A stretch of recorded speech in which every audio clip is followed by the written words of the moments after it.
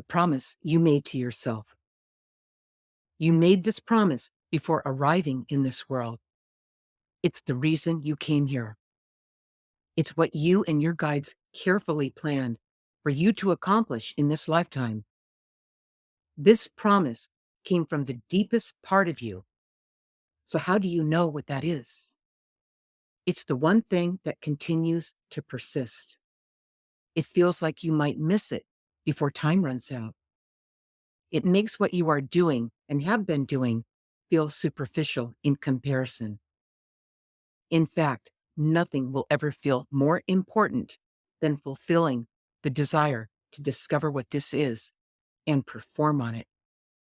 Depending on the current obligations and promises you have already made to others, may prevent you from knowing what this is. However, the promise will never die and will follow you for as long as it takes to bring you into the wholeness your soul desires. Ideally, you will remember this promise before you make deep obligations and promises to others that fix your life in a single direction before you have a chance to know who you are, what's important to you, and why you are here. This promise you made to yourself is a carryover from other lifetimes, something unfinished and is now center stage. The best way to identify this promise is to write in your journal about what you feel has been missing in your life.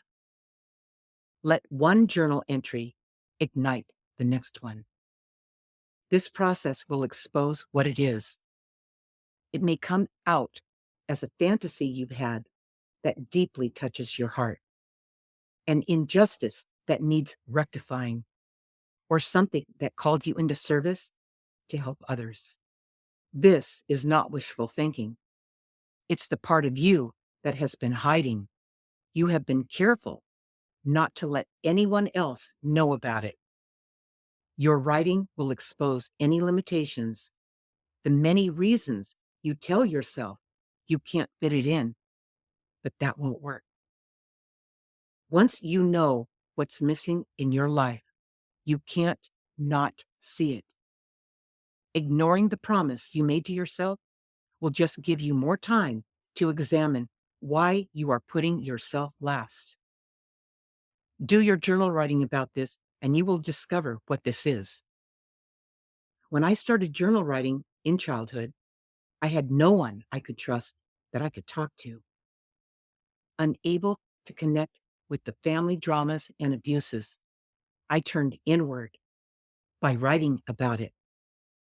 This is how I was able to access the truth about what was really going on while discovering who I was. The desire to gain clarity over the situation was my focus while strengthening the connection to my guides. It all had a life of its own. So if you don't remember the promise you made to yourself, start writing about what is still missing in your life. You can expect to gain clarity as you forge through the fog and the veil opens so you can begin to see who you really are, the promise you made to yourself, and how to live it. Okay, I'm going to read from the little book. This is How to Live a Guided Life. First steps, and we're going to be reading from chapter 1, A Life Without Regret. Now, this is from the guides. You must learn to choose without regret.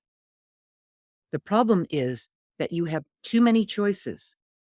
So how do you know which one is without regret?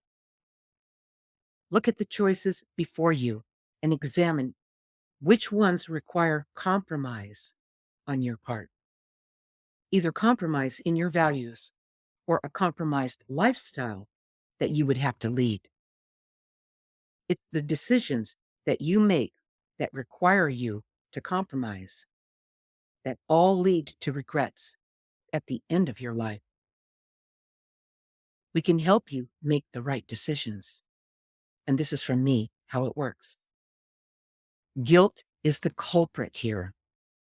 You are the judge of your better conduct, not someone else. Even if you make poor decisions, it's for you to learn from and do better next time. Guilt is designed to punish, and your guides do not sanction that. Okay, you guys, so just remember, you have help. You are never alone and always being guided.